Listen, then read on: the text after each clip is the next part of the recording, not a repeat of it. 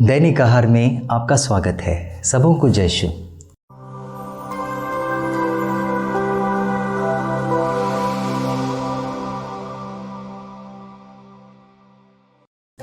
मेरे मित्रों, एक पिता अपने बच्चों और अपनी पत्नी की देख रेख करने के लिए दिन रात मेहनत करता है, विशेष करके उनका पेट भरने के लिए।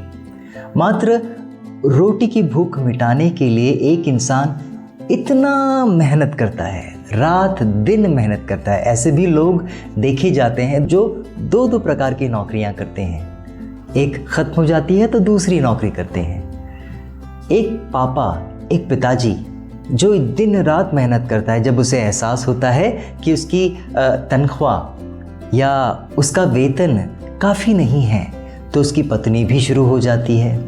अब पति भी काम करता है और पत्नी भी काम करती है, दोनों जन मेहनत करते हैं, दिन रात मेहनत करते हैं। क्यों?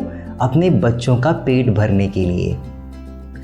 तब उन्हें एहसास होता है कि उनकी कमाई भी कम है, काफ़ी नहीं है, तो उनके बच्चे भी लग जाते हैं। अब माँ, पिता और बच्चे, सारा परिवार दिन रात मेहनत करता है ताकि उनका भविष्य उज्जवल रहे, ताकि उनका भविष्य सुरक्षित रहे और उन्हें पेट भर भोजन मिल पाए। यह गलत नहीं है, बिल्कुल सही है।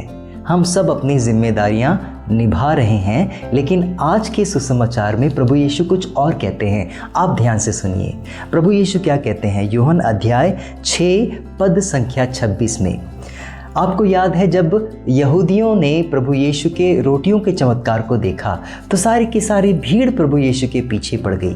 प्रभु यीशु उन्हें देखकर क्या कहते हैं?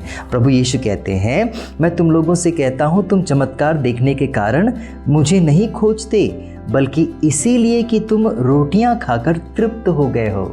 अब ध्यान से सुनिए, प्रभु कहते हैं, नश्वर भोजन के लिए नहीं, नश्वर भोजन के लिए नहीं।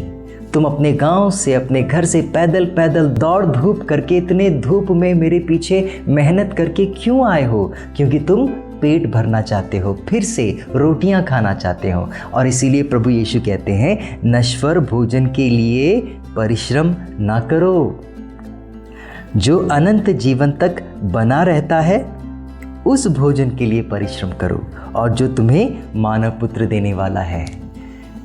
जब मैं रोटी खाता हूँ तो वो कितने दिन तक मेरे पेट में रहेगी? वो तुरंत ही पिघल जाती है, वो गायब हो जाती है, वो नश्वर है, उसका एक दाना भी मेरे पेट में नहीं रहेगा।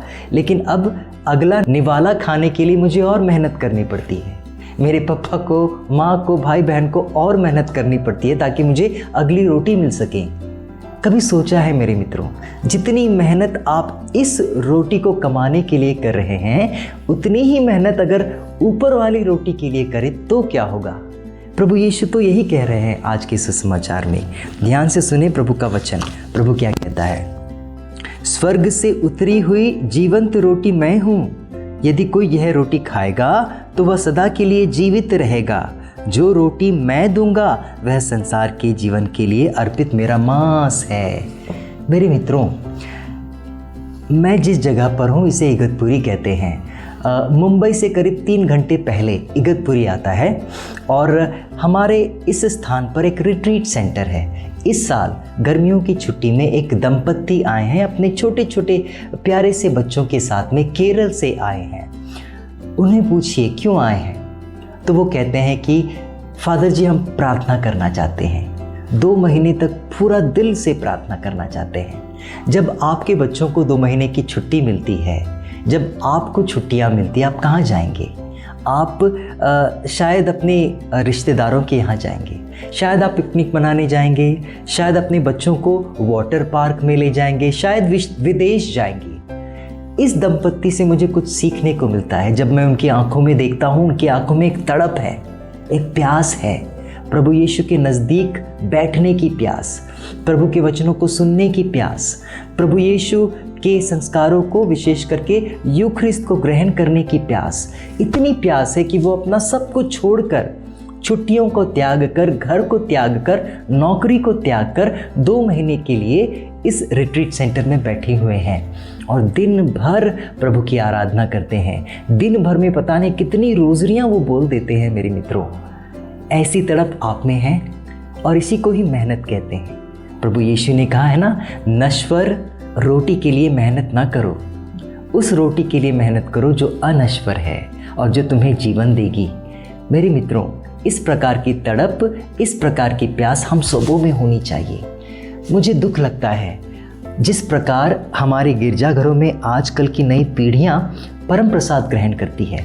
आज के सुसमाचार में प्रभु यीशु ने कहा है ना, जीवन की रोटी मैं ही हूँ, जो इसे खाएगा वह जीवित रहेगा और वह संसार के जीवन के लिए अर्पित मेरा मांस है।